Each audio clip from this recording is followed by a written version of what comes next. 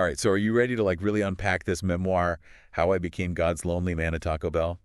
Oh, yeah. It's wild. Yeah. It's this comedic story about MC and his attempts to win over this girl, Stacy. And they go hilariously and maybe tragically wrong. Mm-hmm. And so today we're going to dive deep into MC's voice. Okay. Like that ironic, over-the-top humor, and try to see if we can like figure out what's really going on beneath the surface. Yeah, I think that's a great approach. So what do you think about like how he uses humor as this shield? Yeah, well, it's fascinating how it's almost like he's deflecting something deeper, Yeah. Like right off the bat, he calls himself a walking LRP of a human being. Right. And on the surface, that's self-deprecating and funny. Totally. But I think there's a vulnerability there, too. Like, Yeah. he's acknowledging his own awkwardness, maybe even his loneliness. For sure. For sure. Yeah. And like his descriptions of Stacy are a perfect example. Oh, yeah. How so? He's smitten with her. Yeah. You know, he paints this hilarious picture of her as this like dark academia oat milk latte sipping Sylvia Plath quoting goddess. Right? But then he calls their connection a masterclass in misinterpreted vibes. Oh, wow. Like he knows he's reading into things, Yeah. setting himself up for heartbreak. Absolutely. And that's where I think the ironic detachment comes in. Right. He's aware of how absurd it all is, Mm-hmm. but he's also deeply invested emotionally. Yeah. So like he's trying to distance himself from the potential pain Mm-hmm. by turning it into a joke. Yeah, and there's this one scene, the cinnamon stick arson incident at the cafe where they both work, Oh, yeah, yeah. that really highlights this. Okay. He tries to be the hero, to impress her by putting out this fire with his sweater, Oh, no. but it all goes wrong. Oh, of course. And he ends up looking like a fool. Yeah. But even in that moment, you see these little glimpses of real sadness. Like what? Well, he admits to memorizing the sound of her laugh. And he describes their night sleeping on the beach as sand torture. Yeah. While she's, finding it romantic, Oh. you could just feel his yearning for a connection that she just doesn't seem to reciprocate. Yeah, it makes you wonder if the humor is like his way of coping with that rejection, a way of like downplaying his own feelings to avoid being hurt. Yeah. Like by laughing at himself, he's taking control of the story. Right. So no one else can laugh at him first. Exactly. It's like he's saying, I'm in on the joke, so you can't hurt me with it. Right, right. And I think by making light of his misfortunes, he's inviting us as readers to laugh with him, Yeah. to share in his experience, and maybe even to empathize with his pain a little bit. And the way he uses pop culture references adds another layer to this too. Oh, totally. Like what? He throws around these terms like emotional support himbo and yeeted my soul into the void, Yeah. which are funny, but they also tap into the shared cultural understanding. It's like he's winking at the reader like, hey, we're both in on this joke. It's almost as if he's creating a persona for himself. Mm-hmm. This comedic mask he can hide behind while still letting those glimpses of his true feelings peek through. Yeah. He's relatable and aspirational, Mm-hmm. someone who can laugh at the absurdity of life while still acknowledging the underlying pain. And then there's the food, specifically Taco Bell. Oh, yeah. It's more than just comfort food, Yeah. It's almost symbolic of his emotional state. Okay. Like his late night Taco Bell binges Yeah. could feel like a way of numbing himself, Mm-hmm. of seeking solace in something familiar and predictable Mm-hmm. in the midst of all this emotional turmoil. Yeah, and it's interesting how he uses certain phrases to describe his relationship with food.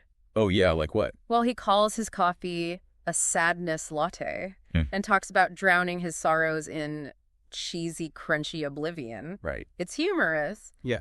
But it also hints at a deeper emotional dependence on these things, maybe even a sense of emptiness that he's trying to fill. I'm curious, do you think all his self-deprecation is a sign of low self-esteem, or is it more of a deliberate comedic choice? That's a great question. Yeah. I think it's probably a bit of both. Okay. On the one hand, he's clearly struggling with feelings of inadequacy. Right, especially with Stacy. Exactly. Yeah. But then on the other hand, he's got this sharp wit, Mm-hmm. this self-awareness that suggests he's using self-deprecation as a tool, Okay. a way of disarming the reader and making himself more relatable. Right. It's like he's saying, look, I'm a mess, but at least I can laugh at myself. So it's like he's inviting us to join him in this self-deprecating party, Yeah. to acknowledge our own flaws and find humor in the shared human experience Mm-hmm. of being awkward, insecure, and occasionally heartbroken. And maybe, just maybe, by laughing at ourselves, we can start to heal. Yeah. Find a way to embrace our imperfections and accept that even in our darkest moments, there's still room for a little bit of joy. Uh-huh. a little bit of connection, Right. and a lot of cheesy, crunchy goodness. So we've established that MC is a master of irony and self-deprecation. Yeah. But where does that leave him? He's clearly hurting, Yeah. but he's also finding ways to cope, Mm-hmm. to process his emotions through humor. Right. So let's move on to the next phase of his journey, the monk core phase, Okay. and see how this coping mechanism evolves as he delves deeper into himself and maybe deeper into a Taco Bell party pack. Sounds good to me. So MC is heartbroken, hiding behind this wall of humor, Mm-hmm.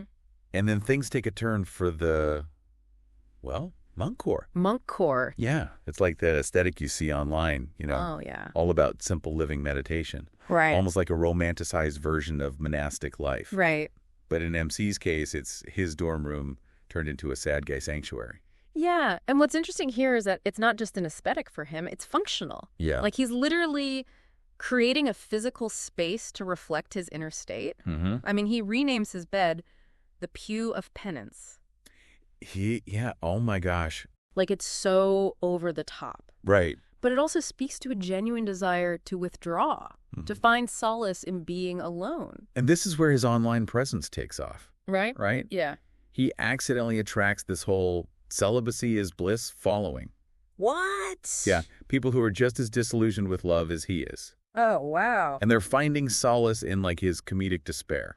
It's interesting if we connect this back to what we were talking about earlier. Yeah. It's like his self-deprecation is resonating with a very specific audience. Right. These aren't just fans, Mm-hmm. They're people who relate to his pain, to his ironic detachment from a world that seems obsessed with romantic love. Yeah. He's become this unlikely guru for the heartbroken and jaded. And of course, he takes this guru role way too far. How so? He's hosting Zoom sermons with titles like Blessed Are the Cringe, A Guide to Celibacy is a Hate Crime Against Love. Oh my God. There's that humor again. Yeah. But it's almost sharper now, like tinged with a bit of bitterness. Right. And that raises an important question.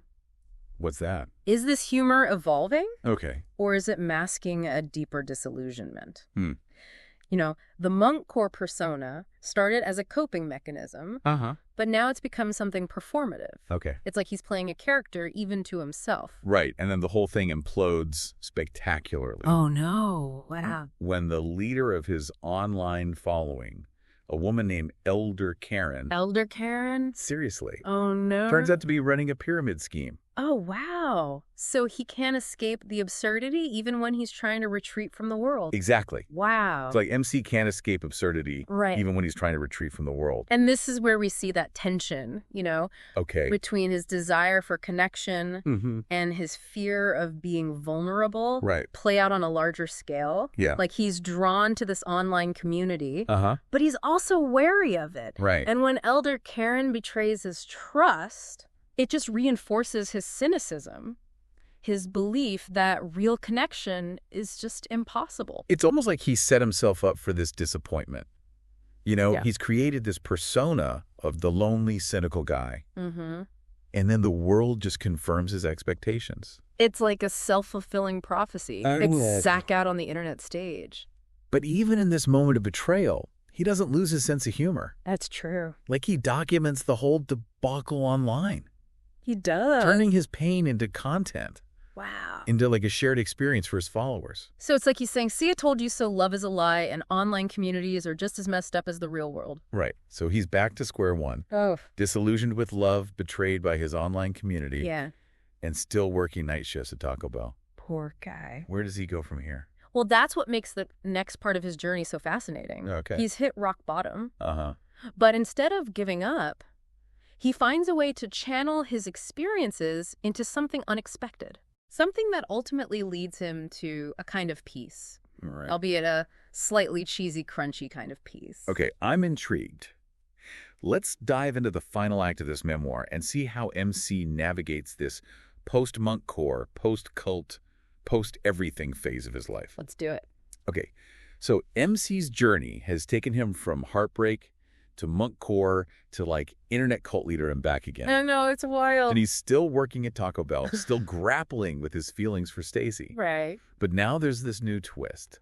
What's that? He's living in a chapel. A chapel? What? Yeah, and what's fascinating is that it's not like a traditional chapel. Okay. It's this rundown building that used to be a wedding chapel, Oh, wow. and it's being converted into like this hybrid living space / Taco Bell confessional. He's really leaning into the bit, huh? Yeah, he calls it the Chapel of Crunchwrap Supremes. That's amazing. So he's like combined his spiritual seeking with his love of Taco Bell. it seems... It's like he's created his own religion based on cheesy, crunchy enlightenment. I love it. It's more than that, though. Oh, really? Yeah, he's officiating these impromptu confessions and combo sessions. What? Yeah, for people who come to the chapel late at night looking for solace, forgiveness, and well-discounted menu items. So he's found a way to blend his comedic persona with a genuine desire to help others. Right. There's a passage where he describes this one guy who comes in heartbroken over a breakup, Mm-hmm. and MC listens to his story, offers some words of wisdom, and then hands him a coupon for a free Crunchwrap Supreme. That's so MC. It's absurd, but also kind of heartwarming. I think this is where we see that shift. Okay. From ironic detachment to a more genuine sense of empathy. Right. He's still using humor, Mm, but it's not a shield anymore. Yeah. It's a way of connecting with people, right. of offering a moment of lightness in the midst of their pain. And then, of course, the ultimate irony. Oh, no, what? Stacy asks him to officiate her wedding. Oh, wow. The guy who's been pining after her for years, Yeah. the self-proclaimed God's lonely man, is now the one uniting her with another man. That's a tough situation. It really is. It's like the ultimate test of his newfound peace. You know? Right. Can he let go of his unrequited love, Mm-hmm. embrace the absurdity of it all, and find a way to be genuinely happy for her? And he does in his own way. How? He delivers this hilariously awkward speech full of backhanded compliments and self-deprecating jokes. Classic. But underneath the humor, there's a sense of acceptance, maybe even a hint of closure. He's come a long way. He has.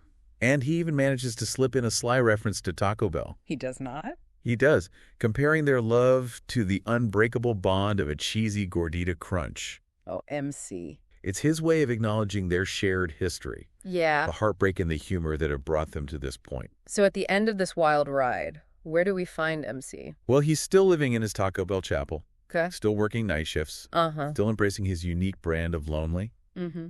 But there's a sense of contentment, wouldn't you Yeah. say? Absolutely. He's found a way to make peace with his past, Yeah. to find meaning in his present, and to just embrace the absurdity of it all. He's not searching for love anymore. Right. He's found a different kind of fulfillment Like what?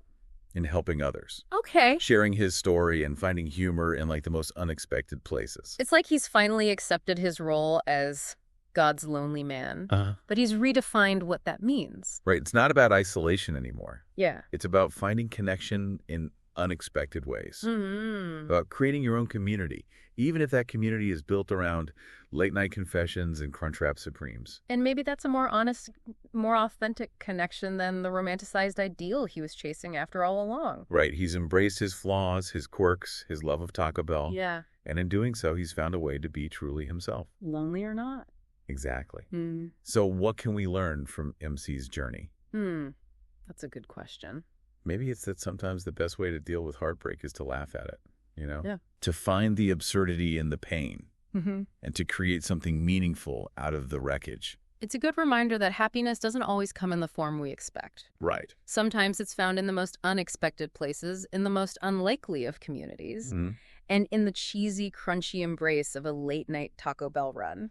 So if you're looking for a memoir that's both hilarious and surprisingly insightful, Yeah. one that explores the complexities of love loss and finding your own path in a world that often feels meaningless, Mm-hmm. then How I Became God's Lonely Man at Taco Bell is definitely worth a read. And who knows, maybe it'll inspire you to find your own Taco Bell chapel, your own community of misfits, and your own unique way of laughing in the face of the void.